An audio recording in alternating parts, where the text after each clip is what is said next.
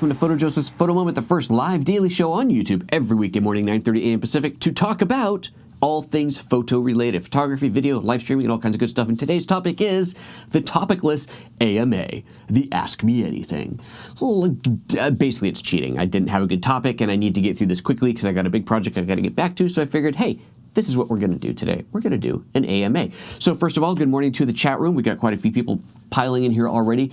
Greetings to, let's just see who's here, Bart and Andrew and just simply Brandon and Tony. I see John and I see Adrian and I see Stuart and I see Florian and all kinds of folks rolling in today. Bart says, we're playing with the sound a little bit. For those of you watching live or not live, either way, we have adjusted the EQ a little bit. We might tweak it a little bit over the show. I want to hear from you who are watching live in real time what you think of the sound. We've had some reports that it sounds great and some that's a little bit too bassy, so let's get a bit more feedback before we tweak the EQ anymore. Ryan has control of the equalizer today and he will make adjustments as needed, but I want to hear feedback from you. How does it sound? And when you tell me how it sounds, please tell us what kind of speakers you're listening on. Are you just on your iPhone or iPad? Are you on your Mac with just the built-in speakers? Do you have headphones on? Do you have big speakers, studio monitors? How are you listening? So when you say it sounds like this, it sounds too much this or not that or sounds great, also include what type of speakers you're listening on. Thank you very much. Also, for those watching live, we are using the ultra-low latency again. We're trying that one more time to see how that works out. The first couple times we tried it, there were reports of weird dropouts and weird anomalies, and so we figured, all right, YouTube is brand new. YouTube's still tweaking it. Gave it a week and a half off. Now we're back. We're trying it again to see how this ultra-low latency works. So by all means, let me know what you think. So just going back into that, we're going to leave the comments up pretty much the whole time because that is the point of this show, to address comments and see what you guys want to talk about.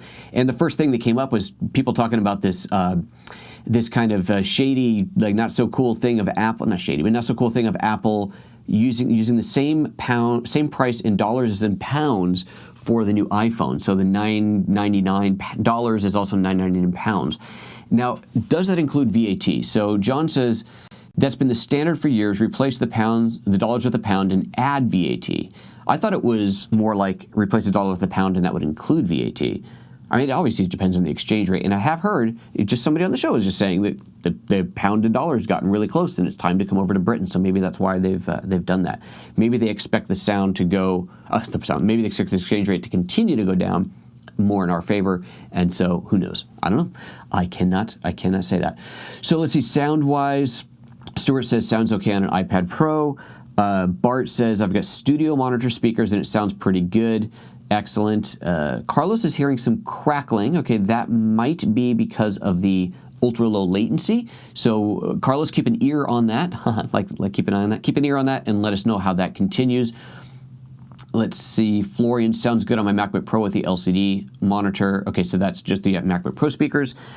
Andrew says, does sound a little bassy. I'm watching on an iPhone with a headset. Oh, I scribbled a little. Where did it go? A little bassy. I'm watching on an iPhone with a headset, so not the best setup. But if you're on speaker, what do you call them? Headphones, then that's probably good. Samsung soundbar is a little tinge too sassy, but not bad. The video looks great.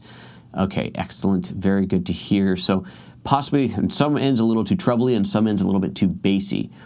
Sounds echo like in a tunnel on television. Daddy MCC, I think you're the only one hearing that. So that might be something on your end. Maybe you've got a double stream going on. I don't know. John says to blame Brexit for the price hack. Yeah, totally. I mean, it's, I don't know. I mean, it was great. When Brexit happened, we're all going, man, you Brits are so dumb. And I love the memes that were going around. You guys think you're the dumbest? Just wait.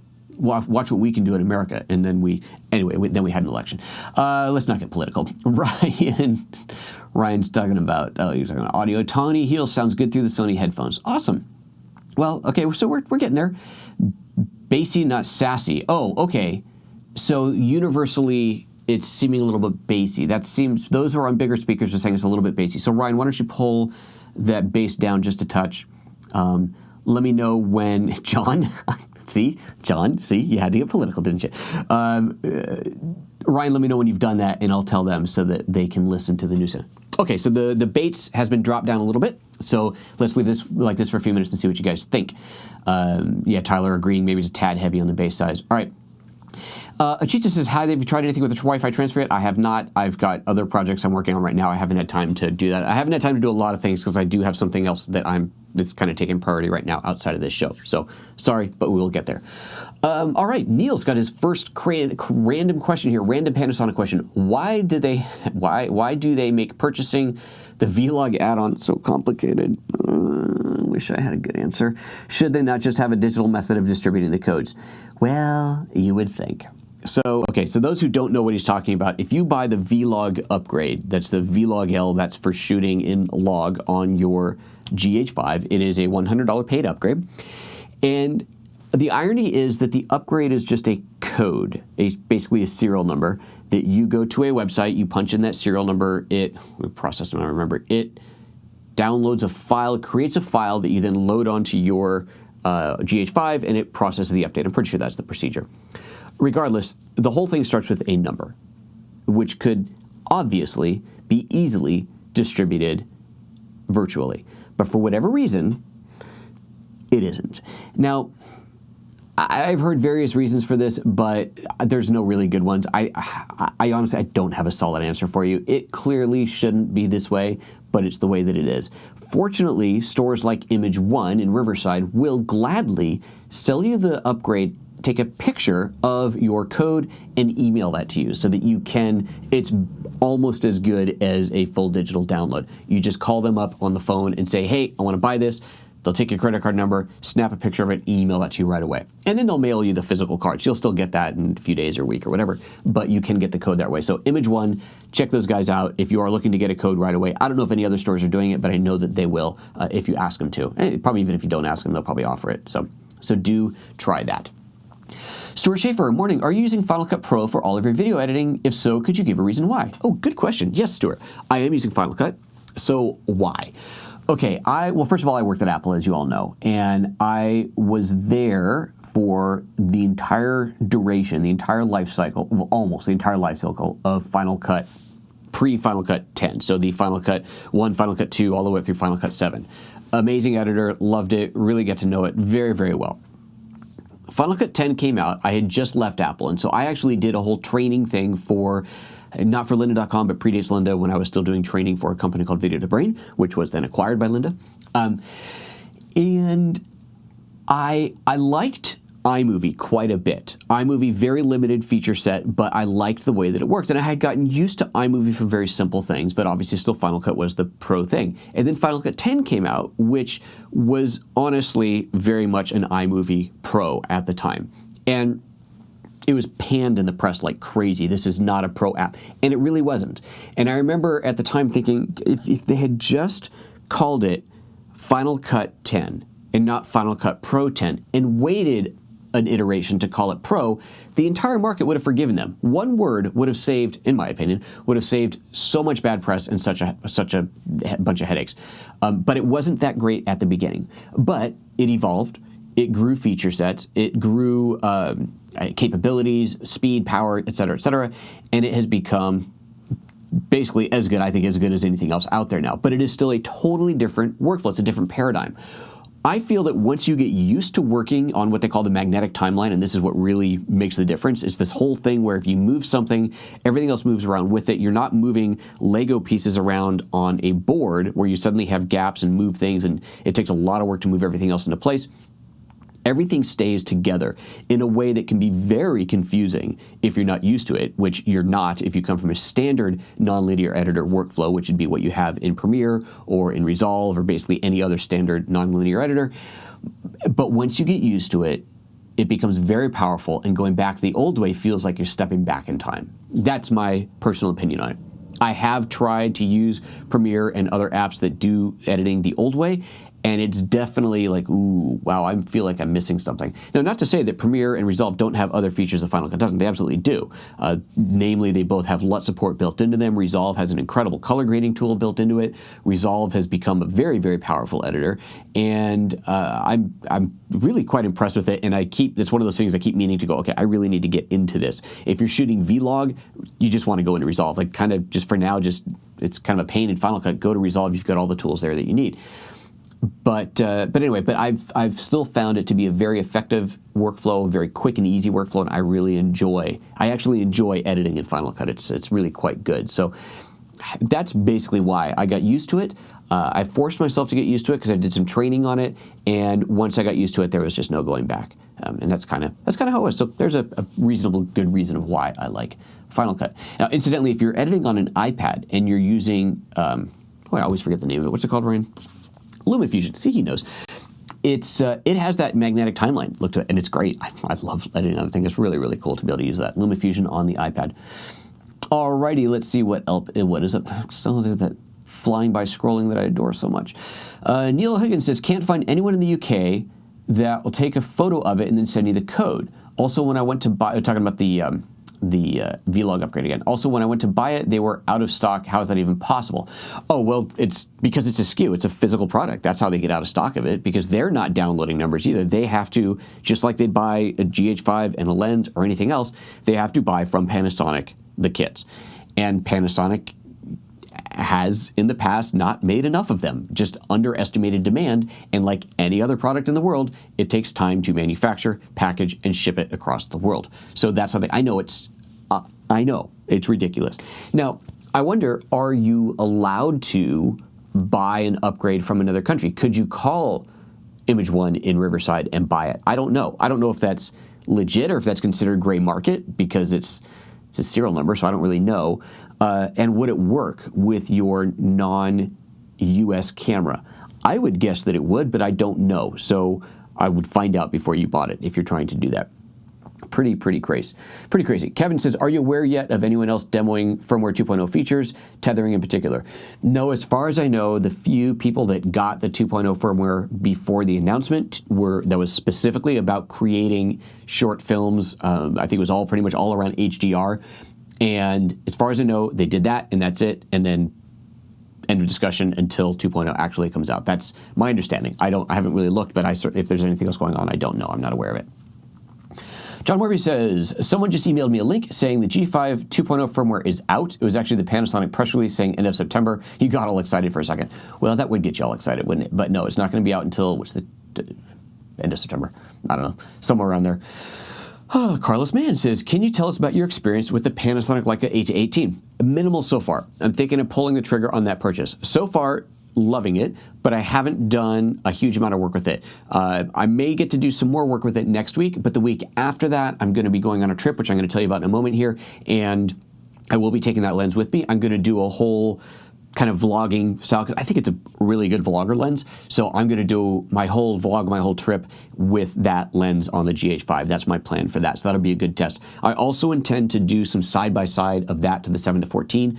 One of the things that I've seen so far is less distortion around the edges, which is great, because a lot of vloggers who use it, Casey Neistat included, who use the 7-14, you see some distortion around the edges, which I don't find attractive. I don't like. I want to see that flattened out. So I think the 8-18 does a better job of that, but I will do some more comparisons so we can find out. Pardon me. So there's that. But otherwise, I don't have more for you yet. I can say it's a great lens. Especially know that some of the other luminaries I know who've had it for longer and have used it a lot, absolutely love it. I haven't heard anybody say that they don't like the lens. And, we luminary team, we talk to each other offline, obviously, and we'll tell each other if we like or don't like something. I have not heard a single negative thing about that 8-18, so that should tell you something right there. And these are some pretty critical people who, may not say something publicly, but privately will talk, and I haven't heard a single bad thing about it. All right, let's see what else is happening here. Patrick says, lost some photos in my iCloud photo library recently. Oh, that's terrible. Could restore with the help of Apple, but it's still very scary that it happened and the way that it did. The same ever happened to you? No, I haven't. I'd love to know more about how you lost them. What does that mean? They just magically disappeared, or what happened? I'm sorry to hear that, but it sounds like Apple's got your back, which is extremely good, so glad to hear that. Florian says, my pet peeve with Apple and their new phones is the base price at only 64 gig and then it jumped to 256. That's only for the 10, right? Because the 8 you can get in 128 gig. It'd be nice to have 128. So the iPhone 8 has the 128 gig. The iPhone 10 does not. That's what I recall seeing. We can check that. You can check that. It'll take me too long to pull up the webpage, but you can check that. Kevin Wright says, the biggest joke with the V-Log is they told me they did that way for security, which is hilarious as it implies that the code is somehow more sensitive than actual money I paid for it online. Yeah, I don't know, dude. I can't explain it. Just Simply Brandon, Weston Visuals, you need to put PhotoJoseph. Oh, yes, you do. Everyone remember to put, yes, very true, very good point. See here is the @PhotoJosephs in red. If you put that in front, then I will see it and I will be able to address your question. Here we go. Kevin Wright, scrolling. Kevin Wright says, Adobe announced this week that they'll add something like the magnetic timeline to Premiere in the next release. Oh, did they? Well, that's exciting. That is exciting. So my editor, my in-house editor, uses Premiere. He loves it. It's what he uses. He's very used to it, obviously. You know, you get used to what you're used to and off you go. He certainly has seen things in Final Cut that he really liked, but I've also seen things in Premiere that I go, oh, Final Cut doesn't do that. How annoying. So they're both great apps, without a doubt. They are both great editors. Fortunately, it's more of a case of how you like to work, and I really like that magnetic timeline. I do. Also, I like the way it looks. It looks modern. Premiere looks old to me, and kind of a visual person. So anyway. Neil O'Higgins says, I'm interested in taking your photography 101 on lynda.com. Just wondering, will it ever be available for purchasing? It will not. It will always live on Lynda. Lynda owns that one exclusively. Just to give you an understanding of the difference of how that works. I'm an author for Lynda, as many of you probably know, and in fact, let's just pull up the course that he is talking about. This is the course he's talking about, Photography 101 on lynda.com. If you've never checked it out, just type in photojoseph.com/photo101 and that will redirect you to the Lynda page, or you can just go to Lynda and type in Photography 101 or type in my name and you'll find it. You can also get a free 10-day trial to lynda.com if you don't have that already. If you're not a subscriber, just type in photojoseph.com/lynda, Lynda, and that'll take you to a sign-up page where you can get a 10-day free trial, which is enough to really try out the services. So the way it works with Lynda is there's multiple ways that we can, as an author, that's me, as an author, as we can work with Lynda. They can handle all the production on their side, which means once a course is approved, once it's greenlit. And the process of that is quite interesting. Either I'll have an idea and submit it to them, or they might come to me and say, hey, we want a course on this. Are you interested in doing it? So either way, we go back and forth. Here's a course that I want to do, and I have a producer that I work with, and I say, hey, this is what I'm thinking of doing, and we'll go back and forth. And he might say, oh, I know already we're not interested in that. We don't want to do that. Or he'll say, that sounds good. I'll take it to the next level. And so we'll refine it a little bit. Do a very brief outline of what it is. I'm talking like a paragraph description of what it is. And then the producer will take it to a weekly greenlight meeting.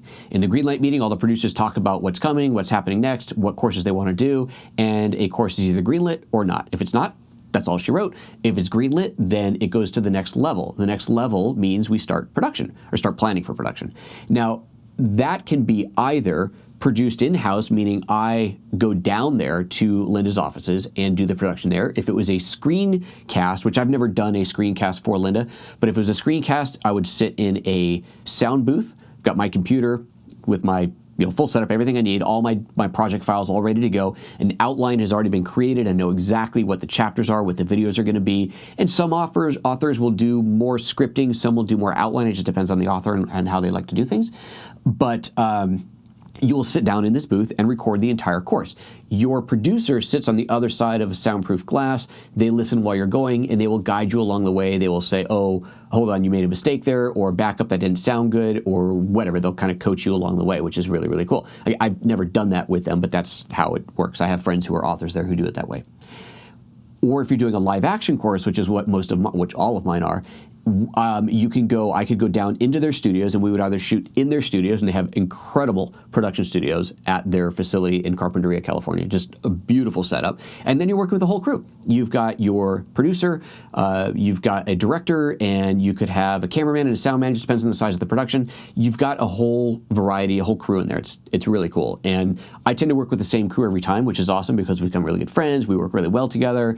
It makes a big difference once you know your crew really well. So there's that side of it. And then once that's done shooting, I walk away and my hands are clean of it. They handle all the editing, all the post-processing. They produce the final course and release it. When they do that, they own it. They own that content, and that is what Photography 101. I realize this is a very long answer to a short question, but that is what Photography 101 is. And actually every course on Lynda of mine, except for the GH5 course, so we'll come to that in a second.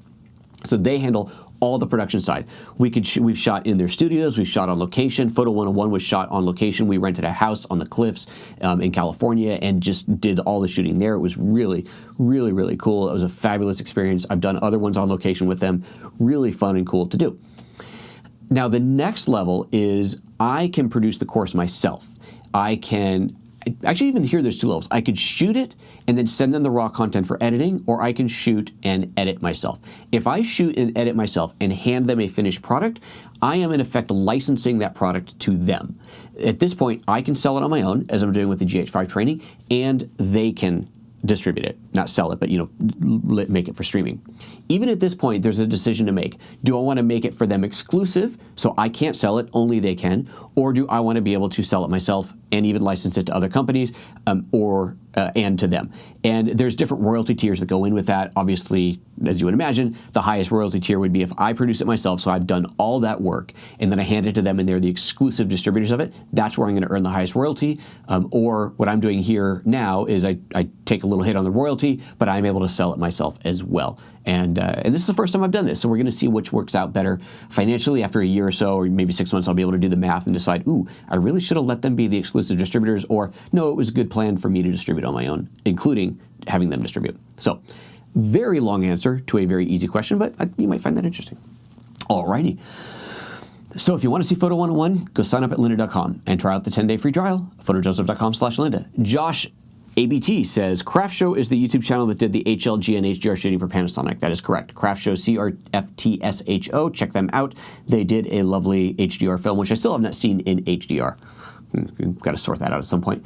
Just Simply Brandon, I think I missed the video where you talked about it, but what lavalier mic are you using, and can it be connected to the Panasonic XLR adapter? Okay, yes, I am using a Sennheiser kit. Let me see, can I get this into range on camera? I can. This is the receiver, obviously, which is plugged into my Behringer X Air XR16, and a lavalier, obviously, wireless pack on here. That lav, the receiver end, has two cables on it. You can swap out. One of them is, let me see, I can grab it right here, actually.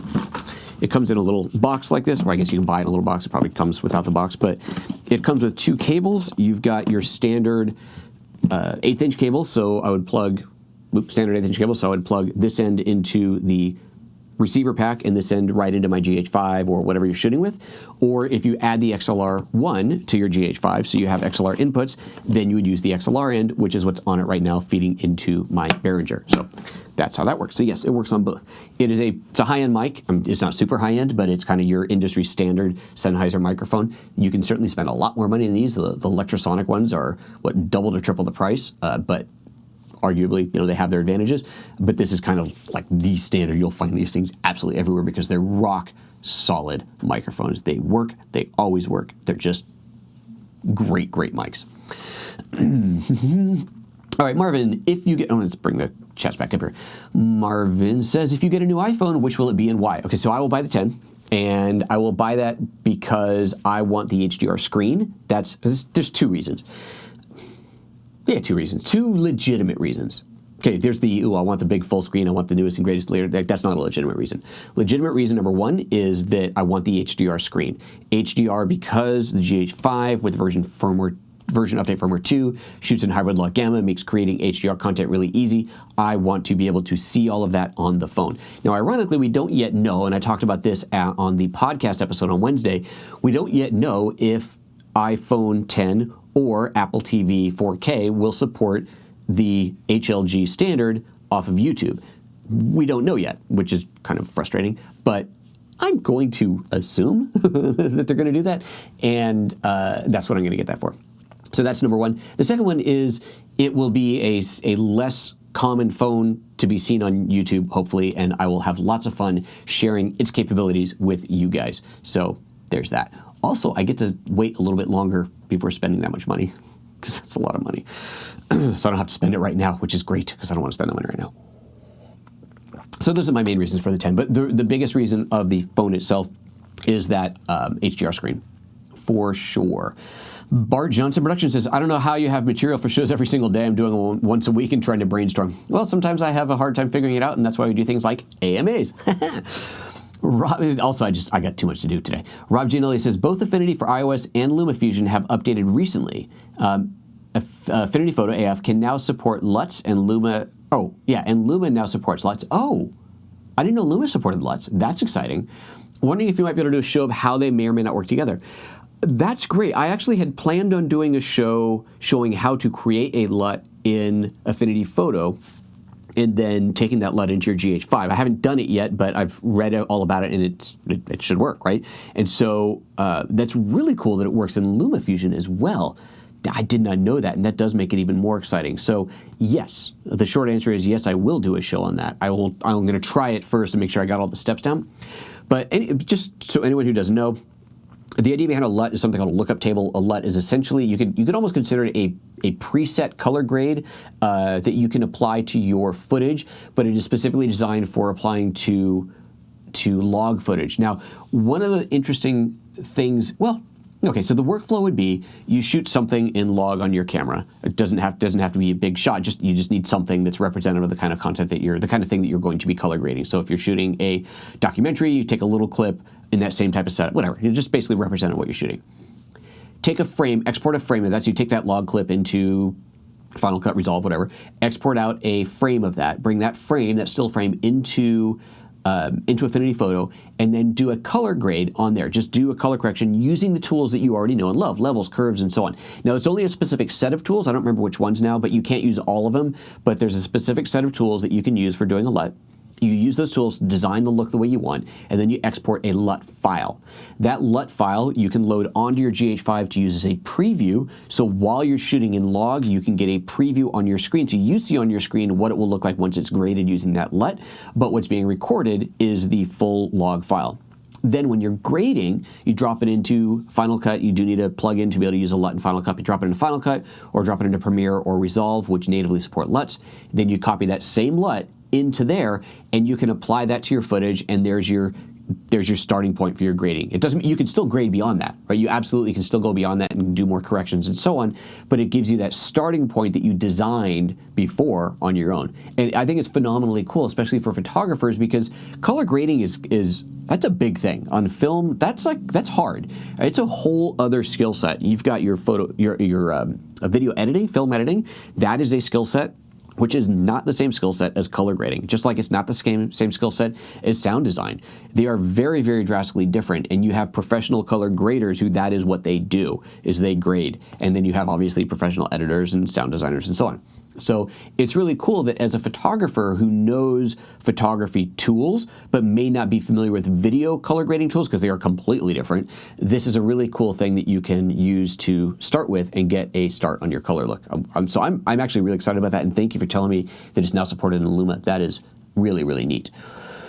Carlos says, I live in Panama. I bought V-Log L from Image One. Awesome. They didn't have Panama listed. I asked them if it would be okay to buy it internationally. Marketing added Panama to the site. Perfect.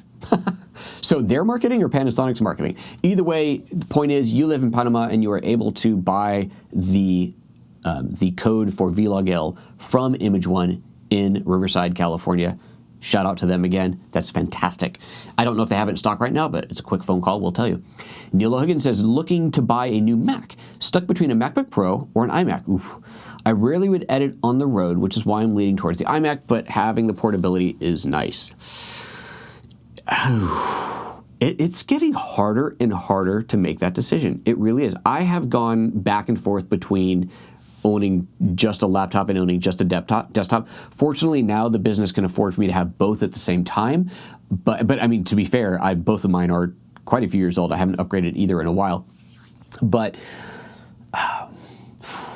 if you don't need to do editing on the road, if you don't need to do high-end, like big editing projects on the road, and you have an iPad Pro, and an iPad Pro is a adequate machine for you for traveling, then I would say buy the iMac, because obviously you've got a bigger screen, you do have more power, more RAM, it's more of everything for the same money, right? If you say my budget is $3,000, you can buy a really good laptop, or you can buy a totally tricked out iMac. Now then there's the iMac Pros that are coming, that's a whole different thing, but you can, for dollar, you're going to get more on a desktop than you will on a laptop. It's logical, right? It makes sense. They don't have to miniaturize as much. It just makes sense. So if you don't need the mobile power, then buy the desktop. that would be my advice. But you still need something mobile, so this is assuming that you have an iPad or something equivalent that you can work with on the road. So at least you can do your email, maybe basic photo editing, and even advanced photoing. If you've got a big iPad, using LumaFusion, you can do pretty advanced video editing on your iPad as well. So, well, that's hopefully that helps. And you got another question on that, by all means, toss it out here. I'll be happy to continue to address it.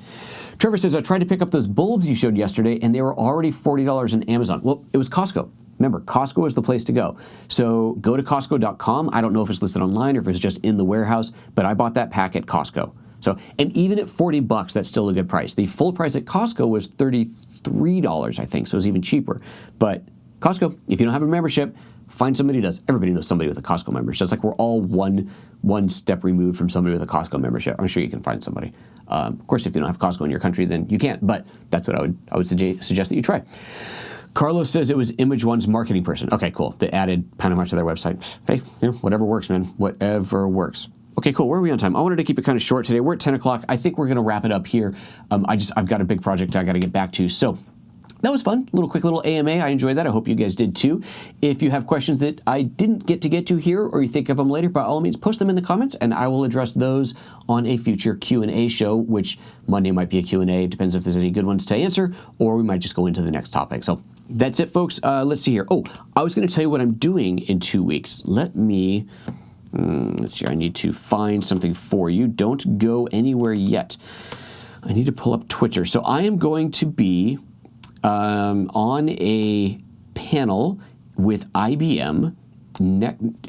What's today? Today's Friday, so 2 weeks from yesterday. And let me just find, here we go, notifications, no. What am I looking for? Yeah, notifications, that's what I need. I need to find the tweet, because it was tweeted yesterday. Here it is. Let me get this tweet nice and big on the screen. How do I do that? Oh, there we go, that'll work. Okay. IBM Cloud Video Webinar Pro Live Streaming from Cameras to Encoders, presented by IBM Cloud Video, Panasonic, and PhotoJoseph. That's me. So we will be talking, register now. It is at September 28th at 11 a.m. Pacific time. I'm going to retweet it, or I've already retweeted this. So if you look at my Twitter feed, you will find this. Here's the URL. You can go to ibm.biz.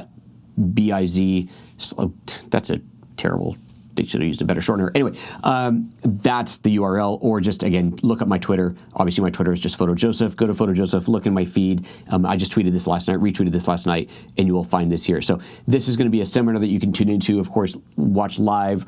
I'm sure it'll be available recorded afterwards as well. I don't actually know if we're doing commentary. I don't totally know, but I'm going to be on a panel. We're going to be discussing all this stuff, so that's going to be really cool. So please do tune in for that. We're going to be talking about how to use any digital camera, but obviously we're going to be using Panasonic's there on stage, and talk about encoding. We've got some gear coming in from Epiphan to roll all that together. It's going to be a really fun, interesting event. I'm really excited about that. And then on Friday, I don't have a flyer for it yet. Actually, it's not true. I made a flyer for it. What am I saying? Let me see if I can pull this up. I'm going to be at Sammy's Camera on Fairfax in Los Angeles. So this is now the 29th. Yes, the 29th. So 2 weeks from today. And this will be after, hopefully, after the GH5 version 2 launch. And we will be talking about the GH5 launch. This is going to be here we go. Let me open up this PDF here. Full screen. Here we go. This is, I'm there from 12 to 4 o'clock, Friday, September 29th. So if you want to bring in your GH5, I'll be able to update it for you. We'll talk about what there is. It's not a formal presentation, but it will be more of a meet and greet, chit chat, answer any questions that you want. And hopefully I will have an HDR display with me so I can show you some HDR content, which would be really exciting as well. And then on Saturday, busy, on Saturday the 30th, I will be at Image One. So let me see if they have something on their website yet about that. And we'll put links to all of this down below in the show notes as well if you're trying to figure out what's going on here. Let me see. I'm looking at their website, product store, online printing, blog videos. Events. Let's go to the events page and let's see. Come on, events page load up. Let's see if they've got it on there. I'm sure they do by now. And we will be, of course, talking about the same thing, talking about the GH5 firmware. Let's see, is this it? Is there a date on this one? Just announced. I don't see my name on it, so I don't know if that's me. I don't know. Oh, here it is. All right.